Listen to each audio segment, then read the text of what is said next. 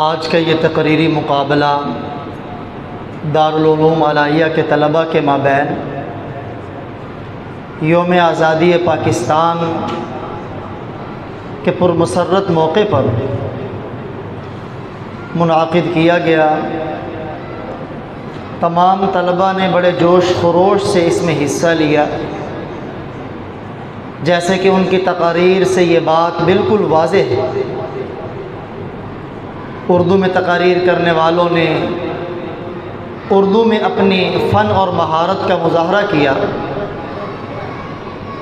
عربی والوں نے عربی کے اندر خطابت کے جوش دکھائے، انگلش میں تقاریر کرنے والوں نے بڑے احسن انداز میں انگلش میں تقاریر کی۔ عزیز طلبہ ساتھیوں، وطن عزیز پاکستان اللہ تعالیٰ کی ہم سب کے لیے بہت بڑی نعمت ہے۔ اس کو لاکھوں قربانیوں سے جو حاصل کیا گیا، تو اس وقت ایک نعرہ بچے بچے کی زبان پہ تھا، جوانوں کی زبان پہ تھا، بوڑھوں کی زبان پہ تھا، گلی گلی، چوک چوک، چوراہا چوراہا، قریہ قریہ، بستی بستی، شہر شہر ایک ہی نعرے سے گونج رہا تھا، بٹ کے رہے گا، اونچی آواز سے، بٹ کے رہے گا، بن کے رہے گا۔ پاکستان کا مطلب کیا؟ اپنے ہاتھوں کو فضا میں لہرا کر، پرچم کو لہرا کے جواب دیں، پاکستان کا مطلب کیا؟ پاکستان کا مطلب کیا؟ میرا تیرا رشتہ کیا؟ پاکستان، پاکستان، شہدائے پاکستان، شہدائے اسلام، شہدائے ناموس رسالت، شہدائے ناموس صحابہ، تاجدار ختم نبوت۔ گلی گلی یہی نعرہ گونج رہا تھا۔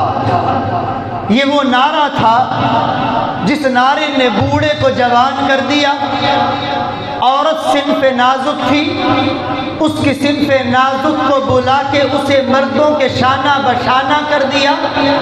یہی وہ نعرہ تھا جس پر بوڑھوں نے جانوں کو لٹایا، جوانوں نے جوانی نچھاور کی، بچوں نے بچپن کو قربان کیا، والدین نے بچوں کو یتیم کروایا، خامندوں کی بیویاں بیوہ ہو گئیں، بچے بے سہارا ہوئے، عورتوں کی عصمت دری ہوئی۔ مقصد ایک تھا، نظریہ ایک تھا، مشن ایک تھا، سب کا نقطہ نظر ایک تھا، منزل ایک تھی، جستجو ایک تھی، شوق ایک تھا، ذوق ایک تھا، اور وہ سب کی زبان پہ تھا۔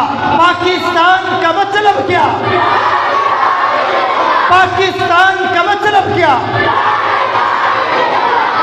بس یہ ایک نعرہ تھا، کوئی زمین کا خطہ مطلوب نہیں تھا، کوئی سیاست مطلوب نہیں تھی، ریاست و وزارت مطلوب نہیں تھی، بڑی بڑی تجارت کی طلب نہیں تھی، بینک بیلنس کی ضرورت نہیں تھی، سب کے پیش نظر تھا ایسی زمین ہو، ایسا وطن ہو، ایسا ملک ہو جس میں قرآن کا قانون ہو، جس میں لا الہ الا اللہ کا قانون ہو، نظام مصطفیٰ ہو، نظام خلافت راشدہ ہو۔ کیوں؟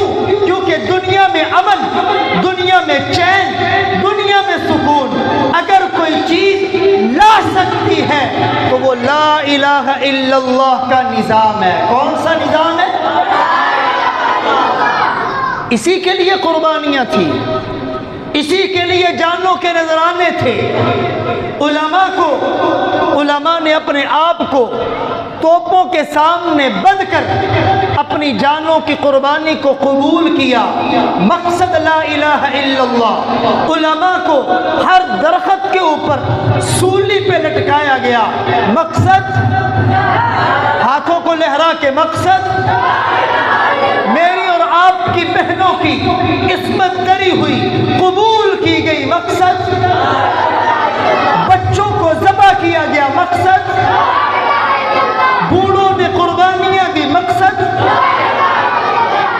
ہمیں اپنا وطن چھوڑنا پڑا. علماء نے محنت کی، جوانوں نے محنت کی، اسکول کے اسٹوڈنٹس نے محنت کی، کالج کے اسٹوڈنٹس نے محنت کی، مدارس کے لوگوں نے محنت کی. علماء کا کردار ہے.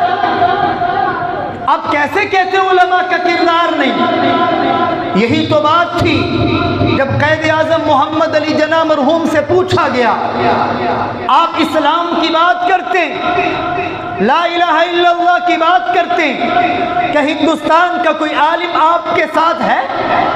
قائد اعظم محمد علی جناح کے وہ الفاظ آج بھی تاریخ کی کتابوں پہ نقش ہیں.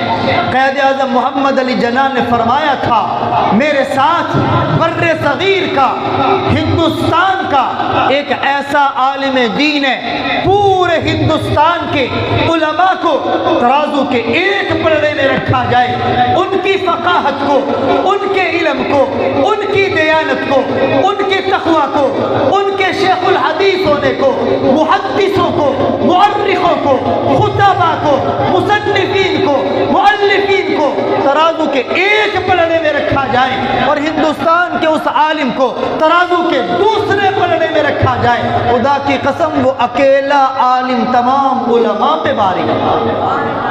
آپ جانتے ہیں وہ کون ہے؟ حکیم الامت، مجدد الملت، مولانا اشرف علی تھانوی، سب کہتے رحمت اللہ تعالی علیہ. یہ علماء دیوبند کی قربانی تھی. دارالعلوم دیوبند کے صدر مدرس، دارالعلوم دیوبند کے صدر محتوی، نائب محتوی، ان کا کردار آزادی پاکستان میں نمایاں ہے. اسی لیے تو بنگلہ دیش کے اندر جب پاکستان کا پرچم لہرانے کی باری آئی، کسی سیاسی لیڈر کو سامنے نہیں کیا گیا. سینکڑوں کا مجمع نہیں، ہزاروں کا مجمع موجود ہے، ہر ایک کی نگاہ ترس رہی. آج پرچم پاکستان لہرانے کے لیے کس کو دعوت دی جائے گی؟ کسی بزنس مین کو نہیں، کسی سیاسی لیڈر کو نہیں، کسی کالج کے پرنسپل کو نہیں. یہ علماء کا کردار تھا. اگر سب کی نظریں اٹھی ہیں، اگر سب کی نظریں جمی ہیں، وہ قرآن کا قاری بھی ہے، قرآن کا حافظ بھی ہے، چوٹائی پہ بیٹھ کر علم حدیث پڑھنے والا بھی ہے، وقت کا محدث بھی ہے، وقت کا عالم بھی ہے. علماء دیوبند میں بڑا نام بھی ہے جسے دنیا علامہ ظفر احمد عثمانی کے نام سے یاد کرتی ہے. پاکستان کا مطلب کیا؟ میرے بھائی، پاکستان کا جھنڈا بنانے والے علماء. مغربی مشرقی پاکستان، بنگال میں لہرانے کی باری آئی تو پرچم لہرانے والے، بلند آواز سے پرچم لہرانے والے مغربی پاکستان، کراچی کی سرزمین، شہر قائد، قائد اعظم محمد علی جناح بھی موجود ہیں، بڑے بڑے لیڈر موجود ہیں، بڑے بڑے رئیس موجود ہیں، بڑے بڑے وزراء موجود ہیں، بڑے بڑے قلم نگار موجود ہیں، مورخین موجود ہیں. لیکن جب پرچم پاکستان لہرانے کی باری آئی، اس وقت میں جس ہستی کو سامنے بلایا گیا، جس ہستی کے بابرکت ہاتھوں سے پاکستان کا پرچم لہرایا گیا، وہ کوئی وقت کا سیاسی لیڈر نہیں تھا، وہ کوئی تاجر نہیں تھا، بزنس مین نہیں تھا، بڑا لینڈ لارڈ نہیں تھا، رئیس نہیں تھا، وزیر نہیں تھا. علماء دیوبند کا سرخیل ہے، تھانوی رحمہ اللہ کا تربیت یافتہ ہے، جسے دنیا علامہ شبیر احمد عثمانی کے نام سے یاد کرتی. تو کراچی میں بھی پاکستان کا پرچم لہرانے والے، پرچم پاکستان بنانے والے، بلند آواز سے پرچم پاکستان بنانے والے، مشرقی پاکستان میں پرچم لہرانے والے، مغربی پاکستان میں پرچم لہرانے والے. پھر میں کہوں گا علماء پرچم بنانے والے، علماء پرچم لہرانے والے، اور اس وطن عزیز کی حفاظت کرنے والے بھی. آپ کہیں گے وہ کیسے؟ ذرا اللہ کے قرآن سے تو پوچھو، اللہ کا قرآن کیا کہتا ہے؟ اللہ قرآن میں فرماتے ہیں وَأَنزَلْنَا إِلَيْكَ الْكِتَابَ، اے پیارے پیغمبر ہم نے آپ پر قرآن اتارا. کیوں؟ لِتَحْكُمَ بَيْنَ النَّاسِ، تاکہ آپ لوگوں کے درمیان فیصلہ کریں. قرآن کے ساتھ، تو یہ قرآن صرف مصلی پہ پڑھے جانے والی کتاب نہیں، یہ قرآن صرف نماز میں پڑھی جانے والی کتاب نہیں، یہ قرآن صرف ممبر پہ پڑھی جانے والی کتاب نہیں۔ خدا کی قسم، پارلیمنٹ کیسے چلے؟ اللہ کا قرآن اس لیے بھی اترا۔ سیاست کیسے ہو؟ قرآن یہ بھی بتاتا ہے۔ حکومت کیسے ہو؟ قرآن یہ بھی بتاتا ہے۔ عدالتیں کیسی ہو؟ قرآن یہ بھی بتاتا ہے۔ جج کیسا ہو؟ قرآن یہ بھی بتاتا ہے۔ وکیل کیسا ہو؟ قرآن یہ بھی بتاتا ہے۔ لیڈر کیسا ہو؟ قرآن یہ بھی بتاتا ہے۔ مقتدی کیسا ہو؟ قرآن یہ بھی بتاتا ہے۔ پیشوا کیسا ہو؟ قرآن یہ بھی بتاتا ہے۔ اگر MLA بنے کیسا انتخاب ہو؟ قرآن یہ بھی بتاتا ہے۔ گورنر کیسا ہو؟ قرآن یہ بھی بتاتا ہے۔ رئیس کیسا ہو؟ قرآن یہ بھی بتاتا ہے۔ وزیر کیسا ہو؟ قرآن یہ بھی بتاتا ہے۔ یہ قرآن صرف نماز میں پڑھی جانے والی کتاب نہیں، کتاب حکومت ہے۔ قرآن کیا ہے؟ کتاب وہ معزز تھے زمانے میں مسلمان ہو کر، اس لیے تو شاعر مشرق نے کہا وہ معزز تھے زمانہ میں مسلمان ہو کر، اور تم ذلیل و خوار ہوئے تارک قرآن ہو کر۔